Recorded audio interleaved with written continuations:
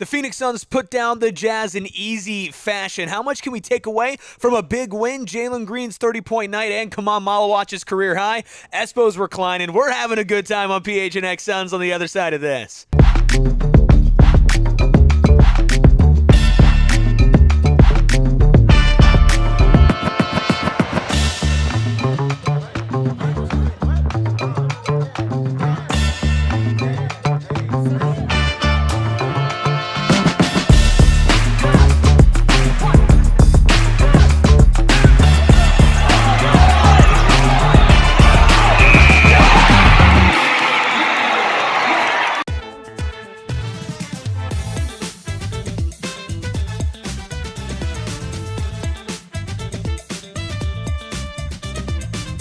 Psychos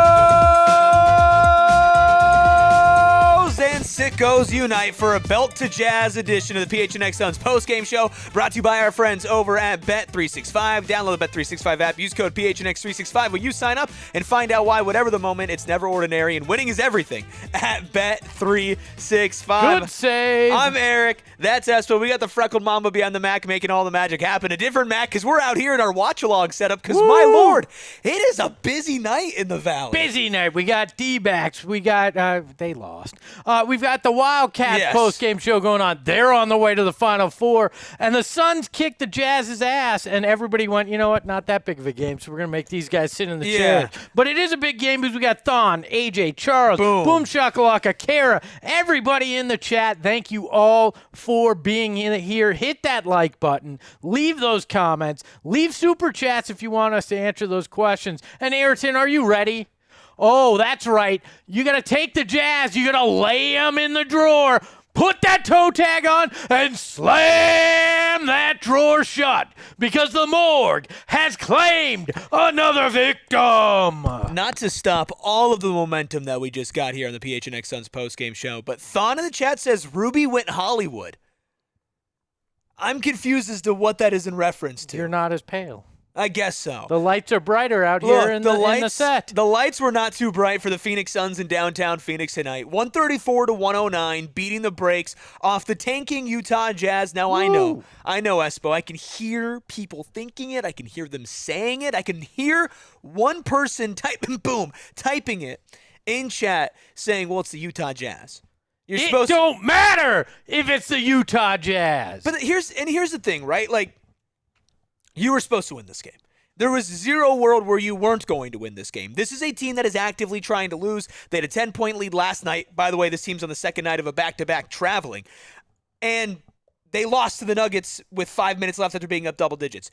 You blew them out. And I get that people are going to say, who cares? It doesn't matter. But at the end of the day, Espo, a win is a win. Get some momentum going into this final week. And the Phoenix Suns tonight picked up their 41st win of the season, which guarantees that they will not be below 500 in this season. It does matter because you've lost 6 of your last 7 coming into this game.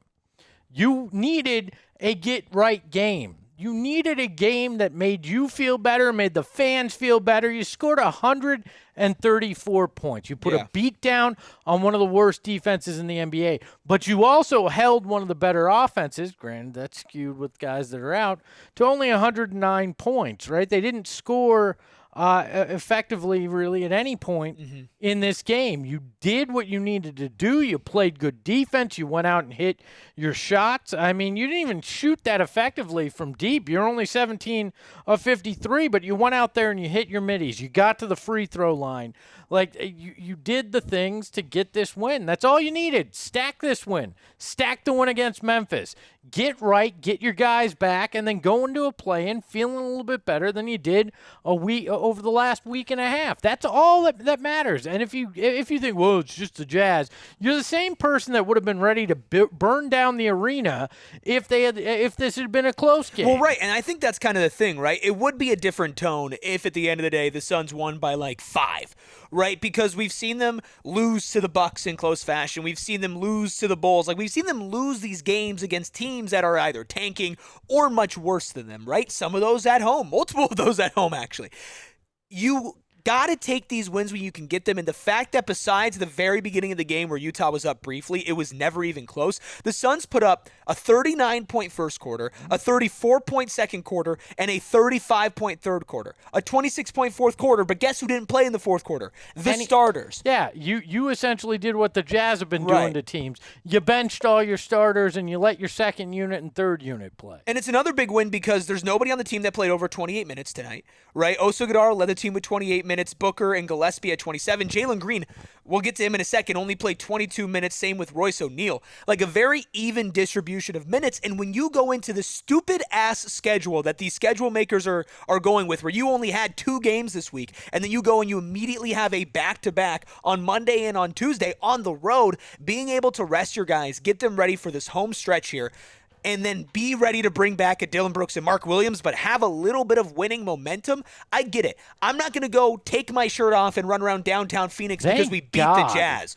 right? But you did what you were supposed to do. You did it in dominant fashion, and there was a lot of fun stuff that happened tonight. Yeah, I mean, you had lost to the Bulls, not that long ago, a team that was actively tanking as well. Again, not the most important win, not the best win, but guess what? We forgot the other reason why this is such a big win. Ryan Smith stole our hockey team, so you might as well kick the Jazz in the teeth because it's your only recourse when it comes to Valley Sports. So you know what? There's another positive in beating the Jazz, and you mention it. 41-41 is the worst that you can finish. For the 33rd time in franchise history, you can finish no worse than 500. This is a good thing for a team that was not supposed to win this season, that was supposed to finish in most people's eyes below 31 wins. This is a big deal. Celebrate that you're going to have likely a winning season. 41-33 overall, 24-15 at home. I think this last losing streak has just, I think, weighed on the fan base, right? And I felt part of that. I know you felt part of that. Yeah. I think apathy has almost set in a little bit because, yes, this team is going to be the 7th seed. It's like 99.9% sure. But this type of win still matters to me, right? Like, yes, you lost the last game to Denver by a single possession. That sucked. What happened the game before that, though, right? You beat the crap out of Toronto, who's a playoff team in the Eastern Conference. So 2 out of your last 3 games, you blew out the other team. In one of them, you led wire to wire, and that was against the playoff team. So these are good and encouraging signs, and I think we should just go ahead and get into dude of the night here in a second. But you had great performances from great players, right? And at the end of the day, that is a good sign against a bad team. So let's go ahead and name our dude of the night, presented by our friends over at Gila River Resorts Casinos. You do you at Gila River Resorts Casinos. Is it played? Gila.com for more details. Mr. Jalen Green was him. Jalen Green, 31 points in those 22 minutes that I was mentioning earlier. 13 of 22 from the field, 5 of 11 from deep, 6 rebounds, 3 assists, no turnovers, +9 on the night. He was electric. He probably could have scored 50 if this was a relatively close game. Easily. And I mean, that Green wasn't just his name. It was the light that he had when it came to the offensive end of the court tonight. He played fantastic.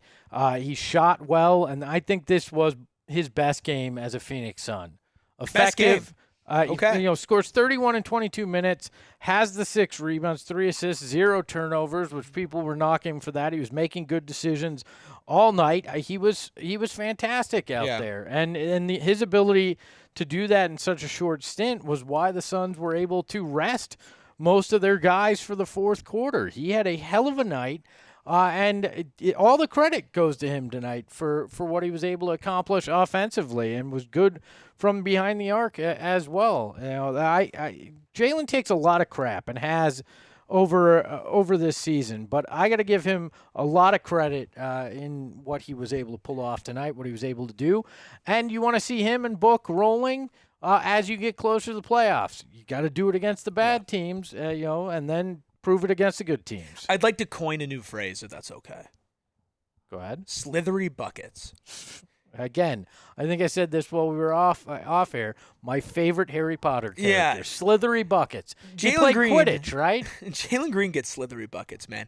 I mean, and I say that in obviously a complimentary sense. One of the plays that comes to my mind is driving baseline, Euro step, left-handed layup, really being able to attack and drive the paint today, which was one of the emphases that I pointed out in pregame, because at the end of that Nuggets game, they were attacking Nikola Jokic, going to the paint, big layup by Jalen at the end of that game in the clutch, but they weren't attacking the paint, specifically Jalen attacking the paint as much as they should have against Denver. I think the game plan was clear tonight against Utah. Get to the rim. Sure, they took a lot of threes, but all their other shots happened at the rim. Jalen did that. He got going a little bit, and then some of these really tough isolation buckets.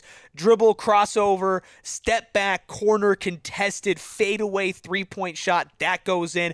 Breaking down Kyle Filipowski off the dribble, which I realize I'm pretty sure everybody can break Kyle Filipowski down off the dribble, but still being able to do that. He continues to show Espo this shot-making ability, and with the spacing that the Suns can create, I think that shot-making ability is going to translate a little bit better in the postseason than it did in Houston, because when he's able to get into these moves, if you watch every single play closely, you'll notice one thing.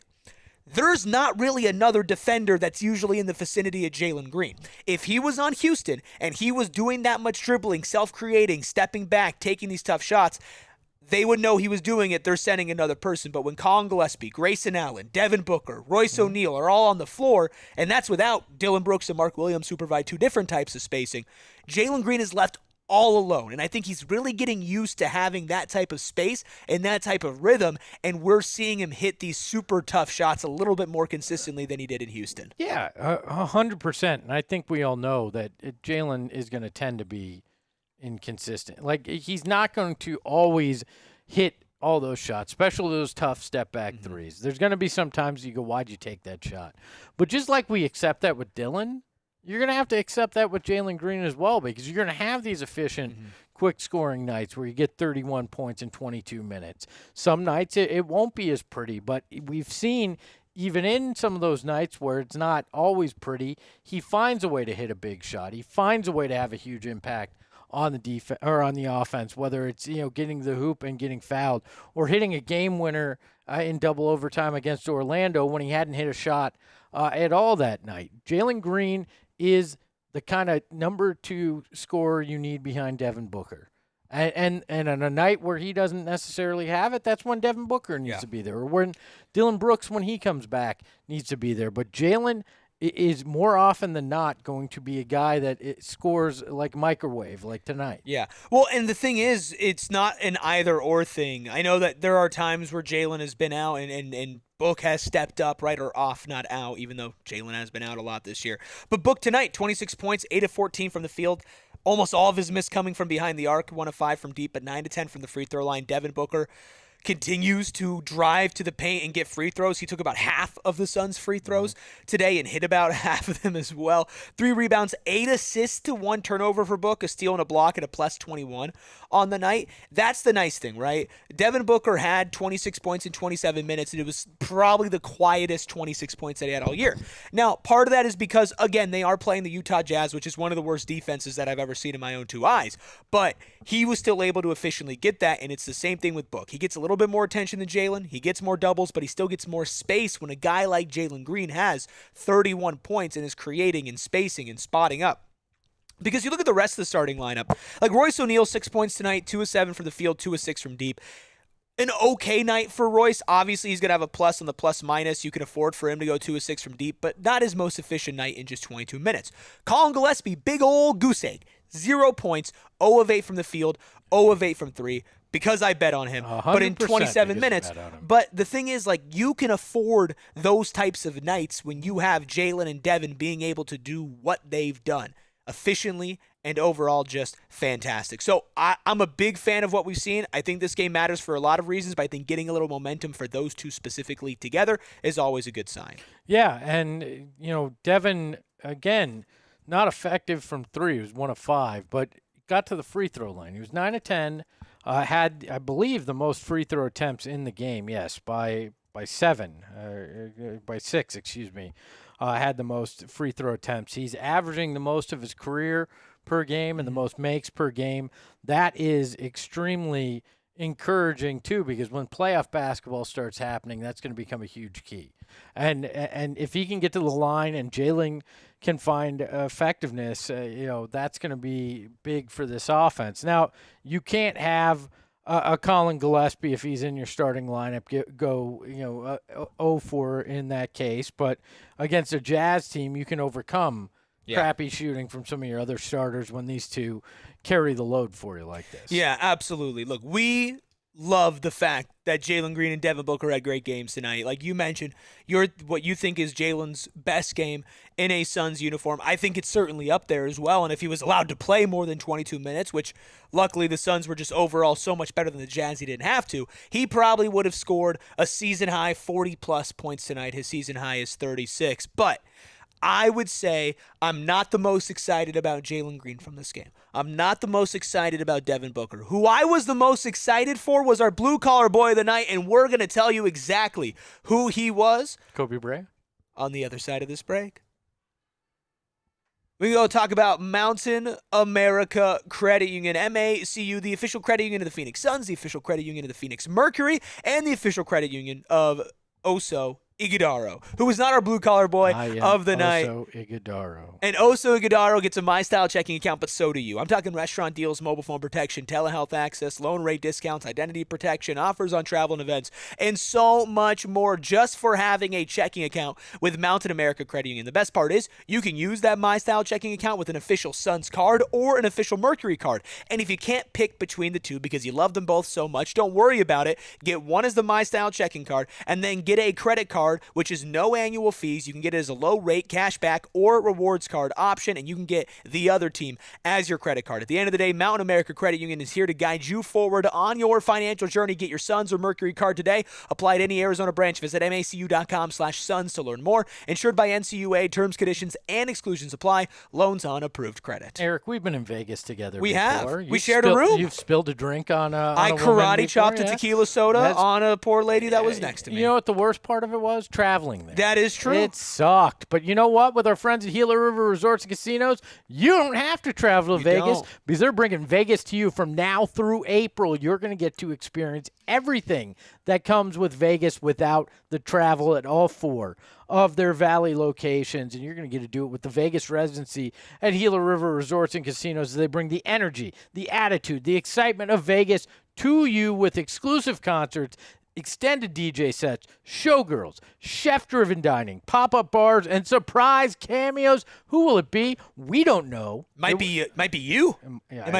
Might be us. Might be the freckled Mamba. Might be somebody with more pull. I hope so.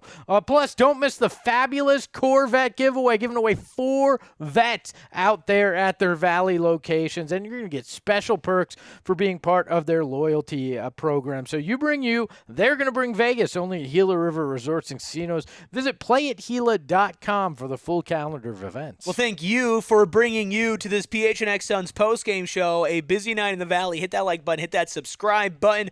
A busy week in the Valley as well. Big shout out to PHNX Diamondbacks getting their season kicked off, which is not the correct term for baseball, but I'm going to use it anyway. First pitch? Yeah, first pitch, swung off. I don't know. It doesn't work, but what does work is our opening week Die Hard offer. $36 for year one as a diehard to get $44 off, 55% off 1 year. You get a free shirt or hat of choice from the store, including the brand new D-backs hats. You can access our diehard Discord, 20% off merchandise and events, and of course, you can access diehard only articles by Derek and Alex on our website, gophnx.com. Go check out PHNX D-backs this season. Unfortunately, they had to play the Dodgers. They lost 3 of their first 3 games. But you know what? It's going to be better than that for the rest of the season. Good vibes only over on PHNX. Diamondbacks. Some of that new gear is the Randy Johnson.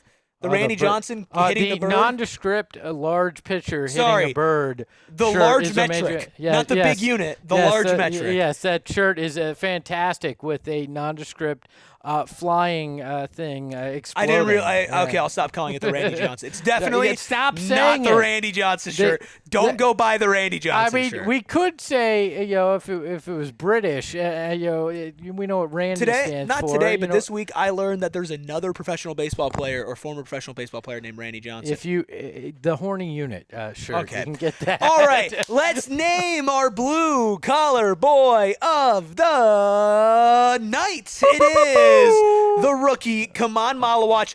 Dang it, come on. You could have just gotten one more board, 1 rebound away from his first career double-double in just 20 minutes tonight. 12 points, 9 rebounds, 5 of 7 from the field, 2 blocks. So they took away a block from him. He actually had 3. 3 offensive rebounds out of his 9, a +6. But Espo, I think the stats are great for Khaman, right? He has one of our favorite plays, which we'll get to here in a second. He was able to grab some rebounds. I say we loved that play. Yeah, we loved that play, and we'll talk about that in a second. He had some blocks, but I think what stood out to me the most was how much of a deterrent he was at the rim besides the blocks. He was forcing misses, forcing pass outs, stopping fast breaks. You really saw him take I feel like a step in the right direction as being a consistent defensive force out there, because before it's like highlight block, miss rotation. Highlight block, he lost somebody there. Highlight block, that wasn't that great. Now it was, okay, maybe he had 1 or 2 plays tonight where he wasn't in rotation. He was a little bit late, but I think this was his by far and away best game as a professional basketball player, but clearly the best on the defensive end. Yeah, I mean, you look at early in the game, and Kyle Filipowski was having his way with you. Yeah. I mean, that was the reality of it. Man came in. All of a sudden, that defense shifted. There was a joke there. I wasn't going to make it, though. Yeah, I'm too classy for it. I was thinking about it, too. I was thinking about that. Yeah, go back and look at it. Hashtag draft night stories. Yeah, exactly. But Filipowski was effective. Let's say that. He took the whole effectively. And then Khaman had to go in and babysit him. I mean, yes, exactly. He changed his diapers a few times there, for sure. And that was the thing. We were talking about it early on. You're like, oh, don't worry. And I'm like, look, defensively is where I'm concerned. And Khaman came in. Yeah, the game changed when he checked in. And defensively, he became that anchor that slowed that down, and the Suns were able to find it on the other end of the court to spread that lead and wind up, allowing for them to get a large victory. Khaman was a big part of that tonight, and it started on the defensive end. He took care of it on the boards and was able to get those points as well. It was great. I don't think Oso had a bad night tonight. I think he had a rough start. 13 points for Oso, 8 rebounds, 2 assists to 4 turnovers. I think Oso had some really great passes tonight. Don't think the assist-to-turnover ratio does him justice. He was 6 of 6 from the field. Obviously, we know where all 6 of those shots came from. I don't think Oso had a bad night, but the eye test for when Oso checked out of the game in the first quarter and Khaman checked in, that is when the game started to take off for the Suns. And you and I were having this conversation where we're talking about, okay, Mark Williams and what's the future like. And I don't think that type of conversation is going to get sparked in the middle of the game unless we are watching a guy in Khaman Maluach really come into his own. This is somebody who is 19 years old. Yeah. He played 1 more minute tonight than he is years on this earth. Mm-hmm. And he has consistently been a positive in the rotation for the Suns since Mark Williams has come out, and he's consistently gotten better. If you have not bought Khaman Maluach stock, you need to do it, because in this economy, you want to make sure that you invest when the stock is low before it skyrockets. And I think Khaman Maluach stock is going to skyrocket in the future, but it's very encouraging that right now he is just a solid role player. Yeah, and look, when they traded Nick Richards, we talked about it, that meant they were going to have confidence in the fact that Khaman Maluach was likely going to have to play minutes because we knew Mark's injury history. Now, we didn't imagine that he was going to miss this much extended time, but we knew it was a possibility, and that Brian Gregory and that entire coaching staff had to know that and realize that when they made that deal. And it's paid off. Now, it was slow. It took a while, but now I think you feel pretty confident when you have to put the kid in for spot minutes, in that backup center position. And I'm feeling more and more confident that if you have to do it in the play-in or a playoff series, that I'm okay with it. Now, is it ideal? No, you never want to have to seriously rely on a rookie in those kind of situations. But if you're at that point, I'm gaining trust in him with what he's able to do. I think that if he goes in playoffs, he's going to get attacked, but I think he brings something to this team that nobody else has. I know that you saw the team picture that they took the other day, right? And if you saw Mark Williams and Khaman Maluach were standing next to each other, they're both listed at 7-1.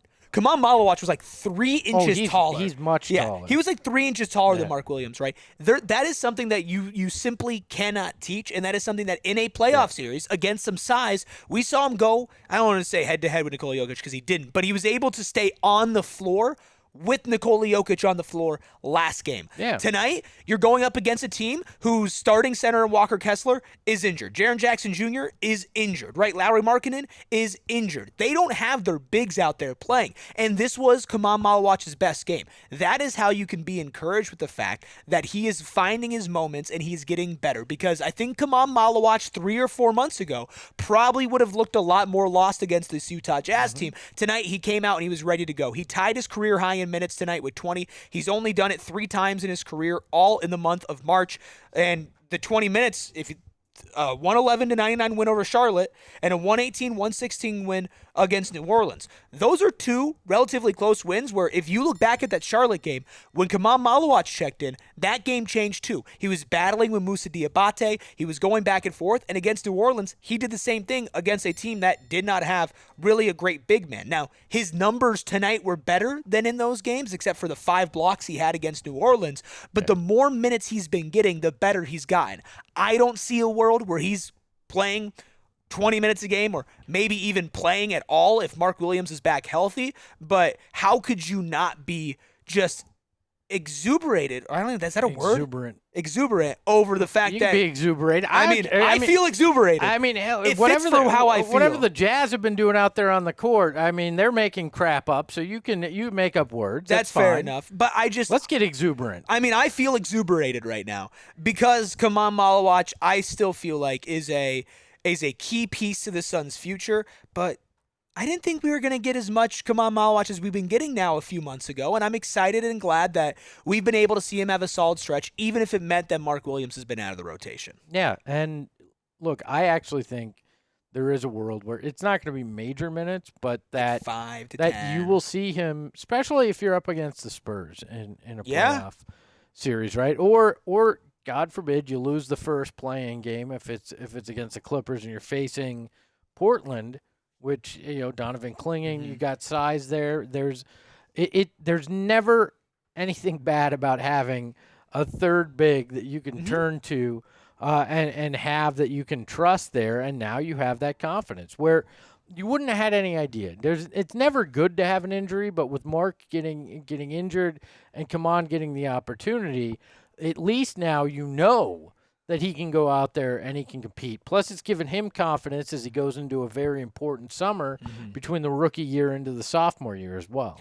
Andre says, what's man's realistic ceiling? I think that's something that we dive into a little bit more in the offseason, but I'll just lay out the facts here. He's probably about 7'4", 7'3", 19 years old. I think Mark's shorter than they You think say. Mark's shorter than 7'1"? So let's call Khaman 7'2.5". Yeah, sure. Okay? Fine. So 7'2.5".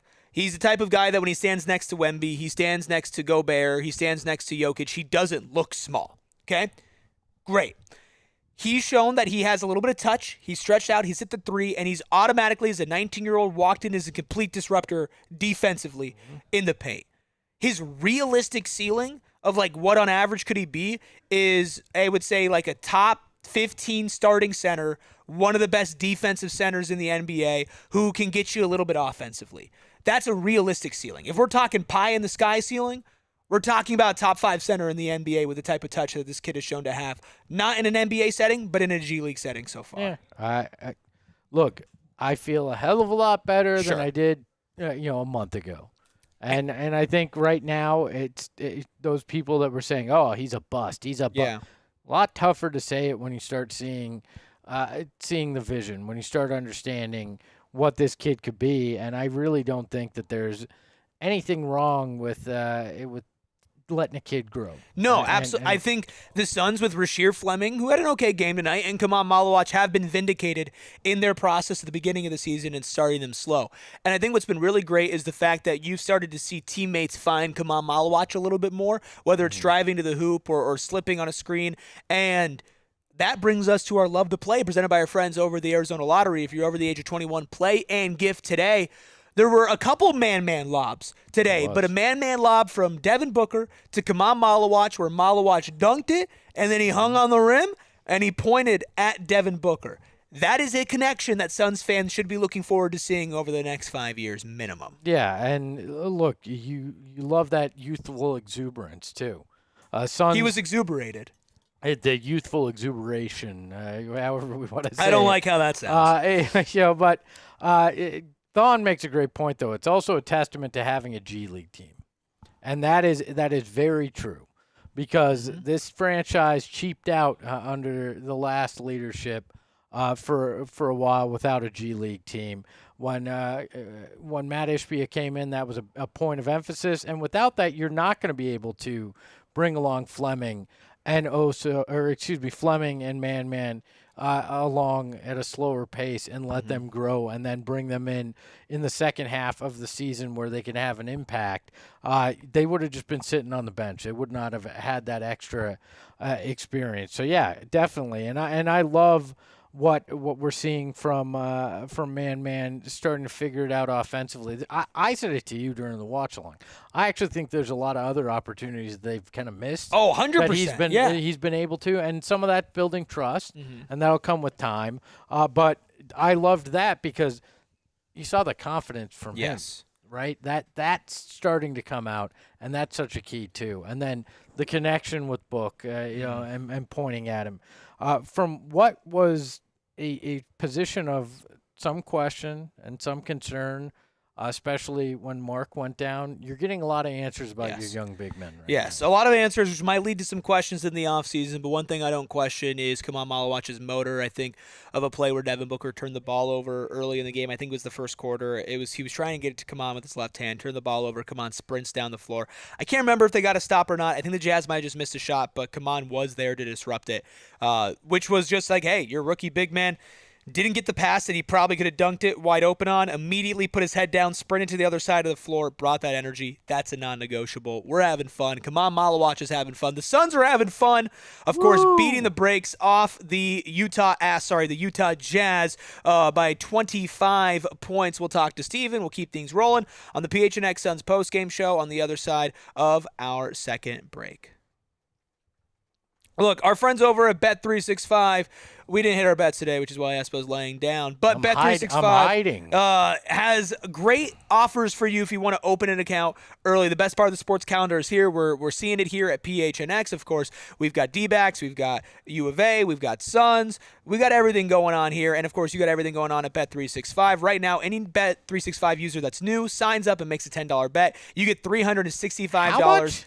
$365 in bonus bets. 365? They don't call it Bet365 for no reason. Win or lose, it's the perfect party favor. That's right. Sign up, make a $10 bet. You'll get $365 in bonus bets, win or lose. Bet365, where winning is everything. Download the app today and use code PHNX365 at sign up today. Gambling problem? Call 1-800-NEXT-STEP. Text NEXT-STEP to AZ. Sorry, please gamble responsibly. Must be present in AZ. $10 minimum deposit required. Bonus bet wager excluded from returns. New customers only. 21 plus only. Time limit, minimum odds, and terms and conditions apply. In-app only. Void where prohibited. So, Eric, I heard a rumor about Ayrton.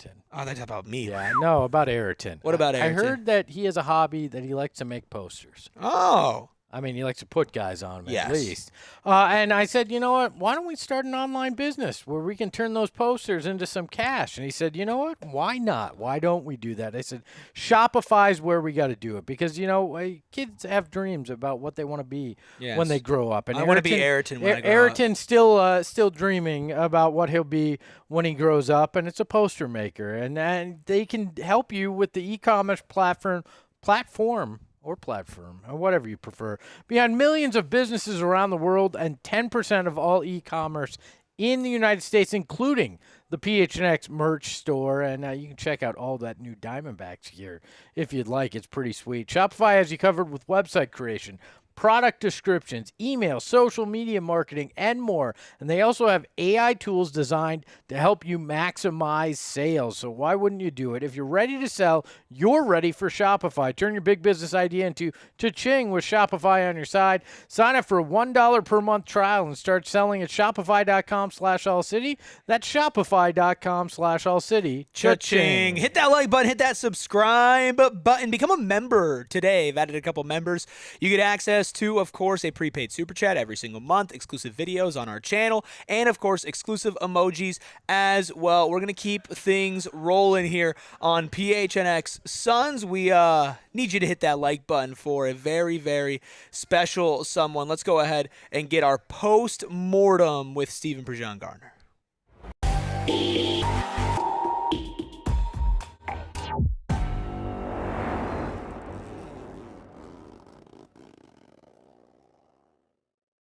That zipper sound and our wearing headphones is a lot more disturbing than it is when we're not. We're headphone users today in our new setup, but of course we still love talking to our guy Stephen Prejean Garner, calling in live. Maybe another special guest going to be joining you live from the morgue. Stephen, big win as far as the amount of points the Suns won by tonight. What is your big takeaway from Suns Jazz? Yeah, big takeaway is business-like approach was much needed. And that's what they had to start this one. Big time salute to Jalen Green for helping set the offensive tone that they were then able to kind of play off of for pretty much the rest of the game. And this is a lot of what it needs to look like.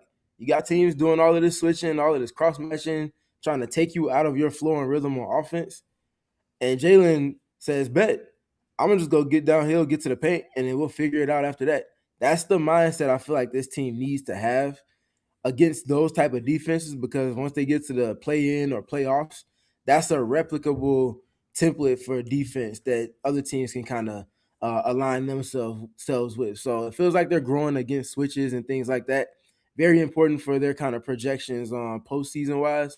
And the other part for me, too, is, again, against the switches, going to get the ball on offensive rebounds. If teams are living with cross matches, that means that someone has an athletic height or physicality advantage in some capacity. The Suns love to go get offensive rebounds. The Suns love to win a possession game. If you can dominate those things and score 1 to 2 more points than the total number of offensive rebounds you're getting, point per possession wise, you're in a great spot. And that's what they did a lot of tonight for sure. So from here, it looked like early in that first quarter, the Suns were struggling a little bit defensively. And when Khaman came into the game, when he checked in, it felt like the ability to protect the rim got a lot better. You didn't see Filipowski kind of have his way down low. It seemed like the Jazz offense stagnated. What did you see from Khaman's defense that you found encouraging and his overall game tonight? Yeah, I will always be true to my fashion. Anybody that knows me knows that my app before what it is now was stay true, S.3. So I'm going to continue to stay true. Jordan Goodwin makes life easy for anybody that has a semblance of rim protection talent.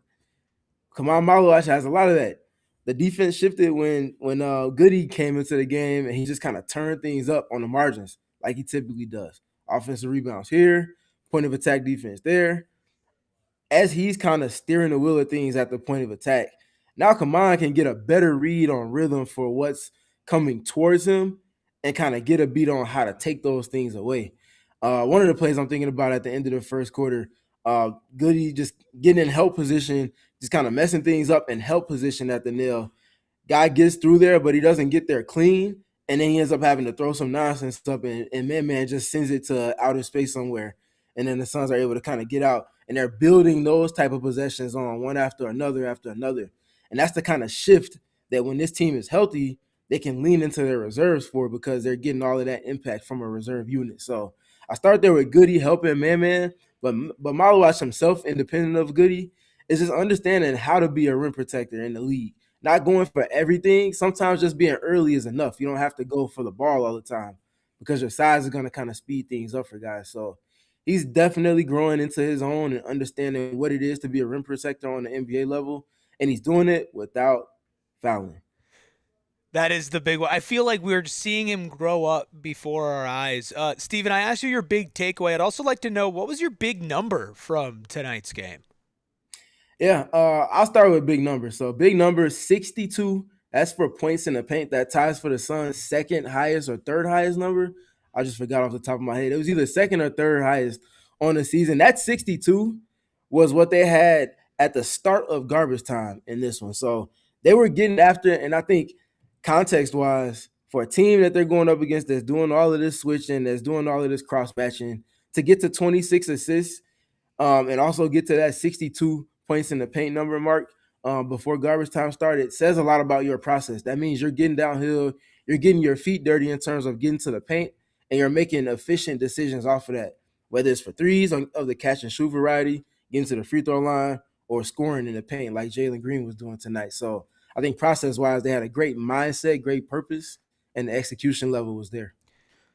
We had a lot of people saying, "Oh, it's just the Jazz. Oh, you just beat the Jazz. Whatever."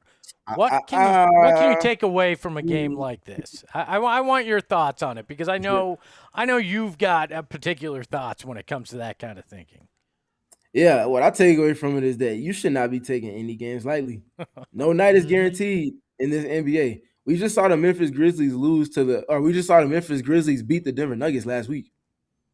Yep. Without Ja Morant, post-trade deadline, with the injury they've already had they've been succumbed to this season. Like, stuff like this happens. It's not football, but any given Sunday is the same thing that can happen on this NBA level if either a team gets hot from deep, you go on some type of slump in terms of your game process, or those things kind of meet in the middle at times. Any team can be had on any given night, so you can't take games lightly, and it's just hard to win in the NBA, even if it is a team that's a withered kind of rendition of itself like Utah was tonight. So you can only play the teams in front of you. The Suns came in with a business-like approach, and they handled business accordingly. You know, it's pretty impressive to watch a guy like Jalen Green do what he did tonight. 30-plus points in 22 minutes per the team, Steven. That is the only time in franchise history that a guy has scored 30-plus points in 22 or less minutes tonight. What can you take away from his performance? And that's the guy y'all keep saying is going to be in the expansion draft. All right, cool. Okay, cool. Nah, seriously though, I think the approach, man, the mindset was everything. If someone in that starting unit didn't have the approach that Jalen Green did against the defense that they were going up against, that wants them to kind of play late into the clock and play on the terms that they want them to, this could have turned into one of those games where you get into the clutch against a team where you should be having a multiple possession lead, the likes of you get to rest Devin Booker for an entire fourth quarter. So his mindset was everything. He has superpowers like Jordan Knott always says that no one else on the team has. He can play a style of basketball that no one else on the team can replicate, especially in the multiple ways in which he can do it. That makes him unique, but also integral to the team. And I think, again, him just leaning into those things is what mattered most to me. The results were the results. We know he can do that on any given night against any given defense. But I appreciated the mindset. He wasn't too lenient on just the pull-up three or just the pull-up midi or just getting to the basket. It was a solid blend of all of those things. And he also continues to find his teammates off of the attention he gets downhill. I'd love to get your thoughts on this question or observation from Sam, the Suns fan, in chat earlier. Says it feels like sometimes when Jalen has a really good game, it does come at the expense of Colin Gillespie. 0 of 8 for Colin tonight. Have you noticed that pattern? And if you have, do you think there's a reason behind it? I haven't noticed that pattern. I still would probably lean more to Colin's finding his spots around the guys that are built for this offense to be driven by. And this is the kind of hierarchy that you want right here. You want guys to find a way to fill the gaps around your best guys, playing to the best of their abilities, because that's what the team's offensive identity is kind of built off of. And now, needless to say, Colin's 6 or 5 threes away from breaking or tying the franchise record, and then breaking it shortly thereafter. That, like, catch and shoot threes are a high top tier quality, maybe Colin Gillespie's best quality. He's going to get a lot of those shots even more frequently with higher quality on receiving it when Jalen is playing to his strengths. So I think it's more so just Colin finding his spots around that. Naturally, defenses are going to start shifting the more that Jalen gets comfortable within it, and that's going to lead to those opportunities for Colin. So I don't think it's the kind of stepping on toes. I think it's more so just kind of letting the puzzle shape and shift itself into position the way that the team is going to need it to. They crossed the SPG line tonight, 29 assists. Mm-hmm. They did.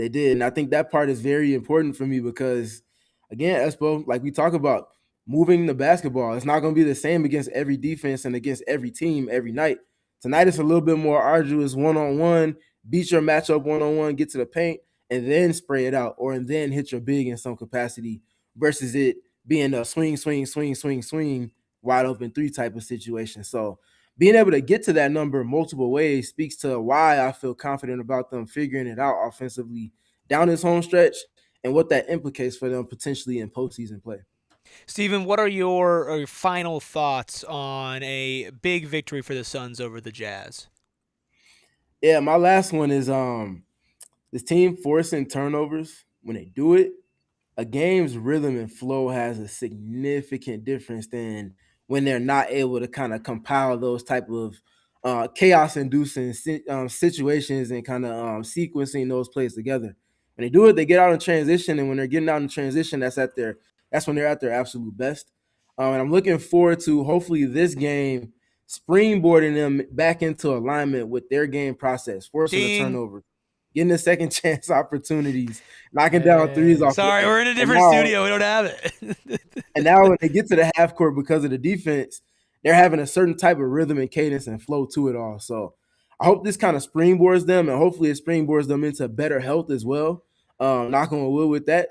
But yeah, I think I like what next week has in store for them in terms of gathering information, but generally the space that they're operating in. I got one more for you, Steven. Spike in the chat wants to know what's it going to take for online haters to finally respect Jalen. Watching the games? Yeah. Playoffs, probably, honestly, for being realistic here. Steven, I love talking to you. I love talking ball with you, but I got to ask, is there anybody else? Is there anybody else there that we can talk to? Anybody else? We just let anybody? Anybody? Let's throw it on the gill, baby! Come on!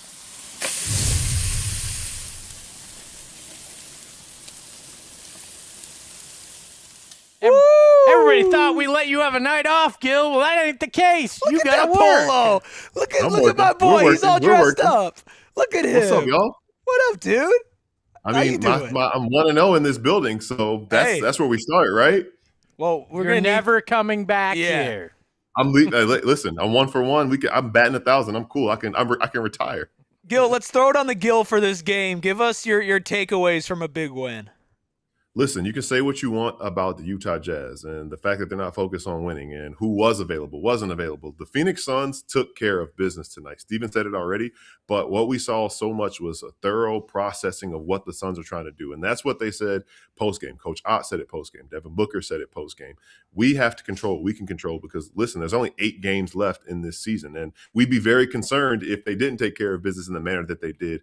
Having that first quarter, having a great start to this game, leading by as many as 34 points, seeing Jalen Green figure some things out, seeing Devin Booker be Devin Booker, seeing Khaman Maluach come that close to getting his first career double-double. There's so many good things to take away from this game. It doesn't really matter who the opponent is. Did you play Phoenix Suns basketball? I think for the majority of the 48 minutes tonight, we saw them play Phoenix Suns basketball, and that's a big takeaway.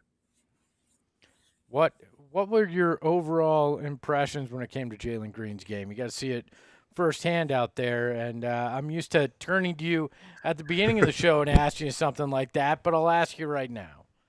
It was so cool to see him kind of in that mode, as people say sometimes. There were a couple isolations that he had where you could tell that he was really feeling it.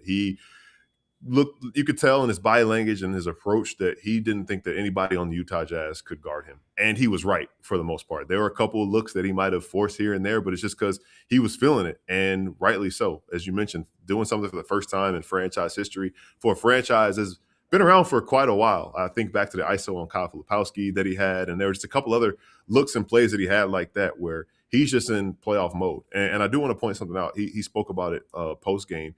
He just talked about his approach being different for the final stretch of the season. He's really trying to be aggressive because he said, listen, last year I didn't play as well as I wanted to play in the playoffs because I didn't treat the final stretch of the season the way I needed to treat it. And I'm trying to approach that differently. So everybody who's kind of worried and concerned about, hey, is Jalen Green going to have the same type of postseason shortcomings that he did last year? Well, he's trying to approach it differently. And he also mentioned the leadership that Devin Booker has had by example and vocally on making him ready and making this team ready for the final stretch of the season and the postseason. Gil, game's over. You can pop that top button. You don't have to be formal. For you. We're letting Oh, hey. I understand. Hey, whoa, hey. Gil, any other big takeaways from post game, talking to coach, talking to the players, maybe the questions that you got to ask? I did get a chance to talk. I wanted to talk to Jalen Green and ask him what he thought the focus for this group should be, him individually and for this group for the final 8 games of the season. And he echoed kind of the sentiment of everybody else. They want to continue to execute. They want to continue to kind of figure out their processes. And that's why I kind of opened with what I said when we talked about thoroughly taking care of business against this Jazz team. If you execute at the same level against a better team, it's not going to necessarily look the same. But if you play to a certain level and hold yourself to a certain standard, you are going to have a chance. And he mentioned having a chance and being in close games against playoff caliber teams, and everybody's saying, man, we should have won those games. So I think that the confidence level of this team is pretty high. There's some confidence in getting guys back, getting Mark Williams, getting Dillon Brooks back, hopefully sooner rather than later. And if all things go according to plan, to knock on wood, touch metal, this team could find some momentum and trend the right direction at the right possible time. And they got 8 games to tune up and get ready for the second season. Gil, the most important question that everybody's been waiting for you to ask or for you to answer. It was your first time at Mortgage Matchup Center, and man, I know that media food is something else. What was the spread looking like? Give me your review of the Suns media room food today. 5 stars because, listen, I was very impressed, but Steven was saying, like, listen, it gets even better than this tonight. We had a little jambalaya, so I guess maybe they knew I was here. They wanted to make me feel like I was poetic. At home. They had some jambalaya tonight. Then, like, that had some they had like a little carving station with some beef. And then halftime, though, underrated, picked up some chicken tenders and nachos at halftime as well. Ooh. Plus, and if we got Steven talking about the cookies that they had today, we might go on for get them back on. You guys can fit in the frame. No, they can't after all that food. After all that food, they can't fit in that frame. It was talk about poetic. Steven, the cookies were that good? Man, listen. Me love cookies. Listen. Bro, this cookie had white chocolate. Ooh. It had a little bit of salt, some caramel drizzle. Me love. And that's what you throw me off. What else cookie have, Steven? That part, we need to know. That part. This was like the most gourmet cookie, and the cookie was the size of the plate too. Yeah, the cookie. Plate size cookie. Hey, next game. How about they sit in these seats and we get our 5-star meals? Eat cookie. Did I send you guys out there to watch basketball, or do you guys go to the rah-rah room? Gil's like, by the way, I'm going to go get some chicken fingers and some nachos. Eat good, work good, Espo. Ain't that what Deion Sanders said? You eat good, you greed is one of the deadly sins, my guys. Come on now. So is gluttony. Yeah, jeez. Did they roll out the? Don't worry. They roll out the post-game party too? You say what? I say they roll out the post-game party. They got the drinks out there for champagne popping back there. You got your quadruple whiskey neat? No, there's plenty of popcorn though. Well, look, we don't want to take you guys away from your meal anymore. We appreciate both you, Steven, and Gil, for joining us from the morgue. Great work as always. We'll talk to you guys on Monday. See you, boys. Me want cookie. You can follow those guys at Gil McGregor _ at StevenPG3. We've got a little bit more to do here on the PHNX Suns postgame show, and guess what? We're going to do it on the other side of our final break. As the famous champs once said in the world's best karaoke song, tequila. But what they didn't specify is that they were talking about Casamigos tequila, and enjoy the World Cup with Casamigos ready to go margaritas. Bring your friends, fans, and frenemies together, one Casamigos margarita at a time. No matter who you're supporting, say cheers with Casamigos. Pair your World Cup watch party food with the delicious new ready to go Casamigos margarita. The best part is they got 2 flavors, classic lime and spicy, just 110 calories per serving, made with real juice and the best simple ingredients, lime juice, Blanco tequila, and natural flavors. They're sure to rival any of your favorite hangout spots. Just uncork, pour over ice, and garnish with a lime. Casamigos, the drink of the World Cup, whether you're at your favorite spot or stocking up for home, make it Casamigos, make it tequila. I love house friends. Anyway, Circle K. I got to tell you about that. Look, I'm exhausted right now. I need some some caffeine? because I got a 45-minute drive home. So I'm going to stop at Circle K, and you know what I'm going to do?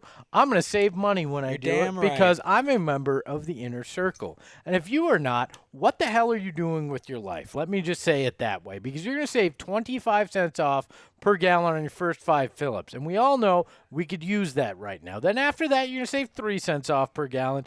Then you're going to hit the Freckle Mamba level. You're getting that 5 cents off per gallon. And it adds up, let me tell you that much. Plus, you're going to get 79-cent Polar Pops, which I might stop and get.